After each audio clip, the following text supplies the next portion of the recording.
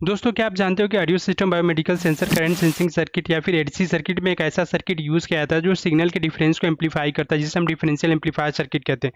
ये जो सर्किट है डिफरेंशियल एम्पलीफायर सर्किट है, ये इनपुट वोल्टेज के डिफरेंस को क्या करता है, एम्पलीफाई करता है।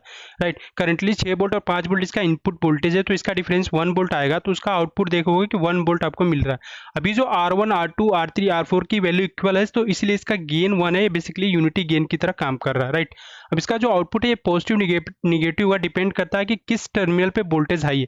अभी जो है इन्वर्टिंग टर्मिनल पे वोल्टेज हाई है 6 वोल्ट, इसलिए इसका आउटपुट निगेटिव है।